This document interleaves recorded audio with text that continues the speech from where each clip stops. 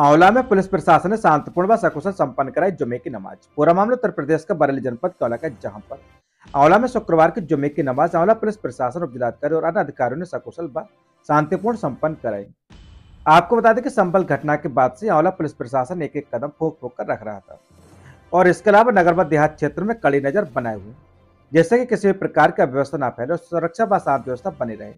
इसके लिए आंवला पुलिस प्रशासन, उपजिलाधिकारी व क्षेत्राधिकारी द्वारा कई बार पीस कमेटी की बैठक कर व नगर में भ्रमण कर लोगों से संवाद किया व शांति व्यवस्था व सुरक्षा का भरोसा दिलाया और लोगों से प्रशासन का सहयोग करने की अपील की थी। इसके अलावा समय समय पर नगर में पैदल गश्त व फ्लैग मार्च निकालकर असामाजिक तत्वों को कड़ा संदेश दिया गया। उपजिलाधिकारी आंवला के द्वारा अपील की गई कि किसी भी प्रकार की अफवाह फैलाने का प्रयास न करें, अन्यथा की स्थिति में कड़ी कार्रवाई की जाएगी। क्षेत्राधिकारी नीलेश मिश्रा ने अपने सभी पुलिस अधीनस्थों को कड़े निर्देश दिए कि वह अपने क्षेत्र में नियमित ड्यूटी पर रहें और हर गतिविधि पर नजर रखें। नगर के लोगों से भी मीडिया के माध्यम से अपील की है कि किसी प्रकार की अफवाह या किसी धर्म को लेकर टीका टिप्पणी न करें। कोई व्यक्ति अगर ऐसा करता तो उसके खिलाफ सूचना दें। जानकारी देने वाले की पहचान गोपनीय रखी जाएगी। आरोपित और असामाजिक तत्वों पर कड़ी कार्रवाई की जाएगी। जो भी व्यक्ति समाज में जहर घोलने का काम करेगा उसके खिलाफ कड़ी कार्रवाई की जाएगी। इससे पहले उन्होंने आंवला प्रेरणा चौराहे पर दंगा नियंत्रण का रिहर्सल भी किया था, जिसमें आंवला सर्किल के चारों थानों के पुलिस का प्रदर्शन सराहनीय रहा। इसी क्रम में आज जुम्मे की नमाज के मद्देनजर आंवला पुलिस अपने सभी उपकरणों पर सुरक्षा के साथ नगर में घूमती रहे। सभी मस्जिदों के बाहर भी पुलिसकर्मी तैनात रहे, जिससे कि जुम्मे की नमाज शांतिपूर्ण संपन्न हो सके। नमाज संपन्न होने के बाद आंवला पुलिस प्रशासन ने राहत की सांस ली। इसके अलावा कल नगर के में धार्मिक स्थलों से तेज ध्वनि से बजाए जाने वाले सभी लाउड स्पीकरों को भी उतरवा दिया गया था। सच से कनेक्शन के लिए आंवला से नगेंद्र सक्सेना की रिपोर्ट। अधेड़ पर जानलेवा हमला करने वाले आरोपित को थाना सिरौली पुलिस ने गिरफ्तार भेजा जेल। आरोपित से लोहे की रॉड तथा 315 बोर का तमंचा और एक कारतूस भी बरामद। पूरा मामला उत्तर प्रदेश के बरेली जनपद के सिरौली क्षेत्र का, जहां पर गांव धनौरा गौरी में बुधवार के शाम एक अधेड़ व्यक्ति पर जानलेवा हमला करने वाले आरोपी दीपक पांडे को थाना सिरौली पुलिस ने गिरफ्तार कर लिया है। पुलिस ने आरोपित के पास लोहे की रॉड तथा 315 बोर का एक तमंचा तथा एक जिंदा कारतूस भी बरामद किया। आइए जानते हैं क्या मामला। तो बता दें कि दरअसल थाना सिरौली क्षेत्र और धनौरा गौरी के रहने वाले अभिषेक पांडे ने बताया कि उनके पिता सुरेंद्र कुमार पांडे गांव से वापस अपने घर लौट रहे थे। इसी दौरान रास्ते में दीपक पांडे मिल गया और उनके साथ मारपीट करने लगा। मारपीट के साथ आरोपी ने लोहे की रॉड से सुरेंद्र कुमार पांडे को पीटना शुरू कर दिया, जिससे सुरेंद्र कुमार पांडे गंभीर रूप से घायल हो गए और आरोपी वहां से फरार हो गए। घटनास्थल पर पहुंचे परिजनों ने मामले की सूचना स्थानीय पुलिस को दी तथा डायल 112 को दी, जिसके बाद पुलिस और परिजनों की सहायता से घायल सुरेंद्र कुमार पांडे को बरेली के एक निजी अस्पताल में भर्ती कराया था, जहां उनकी हालत गंभीर बताई जा रही है।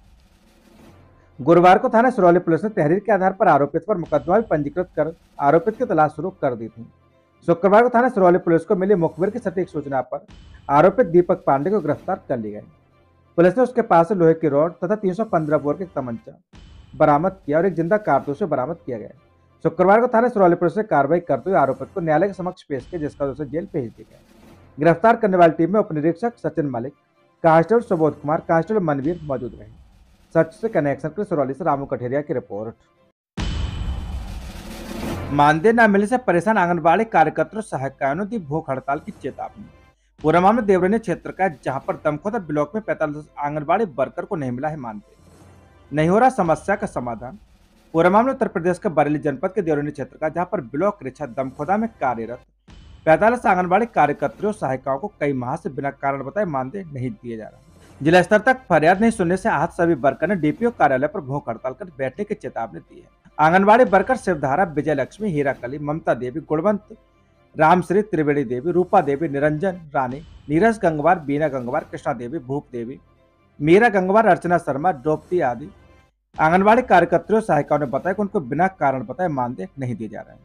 किसी को 4, किसी को 3 तो किसी को 2 माह से मानदेय बिना कारण बताकर रोक दिया है। उन्होंने बताया कि उन्होंने यहां से लेकर जिला स्तर तक समस्या को उठाया, मगर समस्या का हल नहीं हुआ।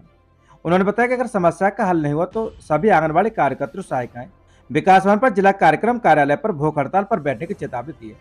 इधर ब्लॉक परियोजना के अधिकारी विष्णु पांडे ने बाकी मानदेय भुगतान होने की बात कही है। उन्होंने कहा कि मेरे ज्वाइन करने से पहले का बकाया, जो कि एरियर के रूप में मिलेगा, प्रक्रिया अंतिम दौर में इसी माह भुगतान हो जाएगा। सच से कनेक्शन के लिए bureau report Harish Gangwar, Devarniya. Devarni inspector ने गांव के चौकीदारों की मीटिंग कर दिए आवश्यक दिशा निर्देश। पूरा मामला उत्तर प्रदेश के बरेली जनपद के देवरनी क्षेत्र का है, जहां पर कोतवाली देवरनिया के प्रभारी निरीक्षक दिनेश कुमार शर्मा ने थाना क्षेत्र गांव चौकीदारों के साथ मीटिंग कर आवश्यक दिशा निर्देश दिए तथा उनके क्षेत्र के गांव का हाल जाना। प्रभारी निरीक्षक ने मीटिंग के दौरान गांव के चौकीदारों से कहा कि किसी भी समस्या अथवा सूचना के लिए उनसे किसी भी समय फोन के द्वारा अथवा मौके पर आकर सूचना दे सकते हैं। प्रभारी निरीक्षक दिनेश कुमार शर्मा ने बताया कि कोतवाली क्षेत्र में लगभग 50 चौकीदार हैं। मीटिंग में इंस्पेक्टर क्राइम रामवीर सिंह, उप निरीक्षक नवनीत सिंह मौजूद रहे। सच से कनेक्शन के लिए ब्यूरो रिपोर्ट हरीश गंगवार, देवरनिया। शमशान भूमि में अनजान चिता जलती देख गांव में फैली सनसनी। ऑनर किलिंग की भी उड़ी अफवाह। ग्रामीणों की सूचना पर पहुंचे पुलिस ने 90% जल चुके सबकी हड्डियां पोस्टमार्टम को भेजी। फॉरेंसिक टीम ने भी किया मुआयना। पूरा मामला उत्तर प्रदेश के बरेली जनपद के देवरनी क्षेत्र का, यहाँ पर बृहस्पति और तड़के सुबह को देवरनी कोतवाल क्षेत्र के गांव में शमशान में चिता जलती देख गई, जबकि गांव में किसी की मृत्यु नहीं हुई, जिससे लोगों में सनसनी फैल गई। सूचना पर मौके पर पहुंचे पुलिस ने जांच पड़ताल कर 90% जल चुके सबकी हड्डियों को पोस्टमार्टम के लिए भेज दिया। ग्रामीणों के मुताबिक बृहस्पतिवार सुबह तड़के गांव गिरधरपुर के शमशान में एक चिता जल रही थी, जबकि गांव में किसी की मृत्यु नहीं हुई है और हिंदू रीति रिवाज के तहत रात में अंतिम संस्कार नहीं होता है। इसी को देखकर लोगों में सनसनी फैल गई। मौके पर ग्रामीणों की भीड़ जुट गई।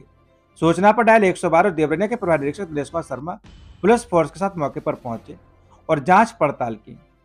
उन्होंने आसपास के गांव में भी जानकारी जुटाई, मगर किसी की मृत्यु होने की बात सामने नहीं आई।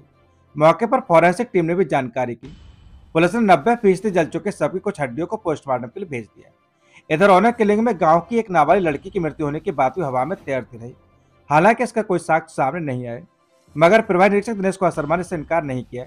उनके मुताबिक इस बिंदु पर भी जांच की जा रही है। उन्होंने बताया कि बरामद हड्डियों का पंचनामा भरकर पोस्टमार्टम के लिए भेज दिया गया। आगे की कार्रवाई के लिए पुलिस गहनता जांच कर रही है। वही मामले की जांच पड़ताल की, अभी कुछ साफ नहीं हुआ है। फॉरेंसिक टीम ने भी जांच किया। ऑनर किलिंग के बिंदु को भी देखा जा रहा है। ये दिनेश कुमार शर्मा, प्रभारी निरीक्षक देवरनिया का कहना है। सच से कनेक्शन के लिए ब्यूरो रिपोर्ट हरीश गंगवार, देवरनिया।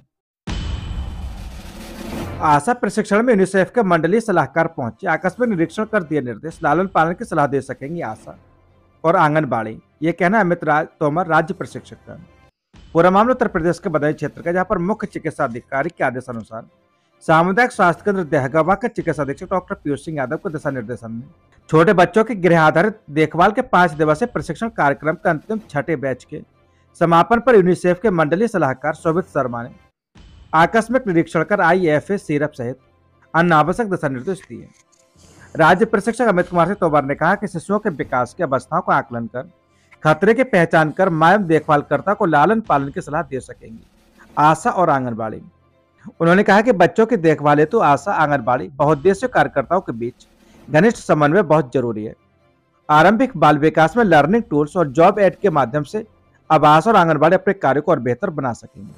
आशा द्वारा 5 गृह भ्रमण के दौरान लालन पालन की सलाह भी दे सकेंगे। राज्य प्रशिक्षक अमित कुमार तोमर, डॉक्टर BK जौहरी ने क्षेत्र भ्रमण के प्रत्येक तिमाही में 5 गृह भ्रमण पर HBYC कार्ड भरना, MCP कार्ड के माध्यम से शिशु के विकास की अवस्थाओं का आकलन कर परामर्श देना आदि पर प्रशिक्षण दिया। इससे पूर्व प्रार्थना के उपरांत दोहरा तृतीय समूह ने किया। चतुर्थ दिवस में DCPM अरविंद राणा, BCPM नरेंद्र कुमार शर्मा का विशेष सहयोग रहा। प्रशिक्षण में प्रमुख रूप से आशा कुसुमा देवी, बिमलेश, संगीता यादव, वेदना, मनु देवी, मुन्नी देवी, आंगनबाड़ी राजमाला, संतोष कुमारी, शशि रानी, नेमबत्ती, अनीता, आरती गुप्ता सहित अन्य आशा ANM ने प्रशिक्षण प्राप्त किया। सच से कनेक्शन के लिए UP state bureau Maithil name से शर्मा की रिपोर्ट।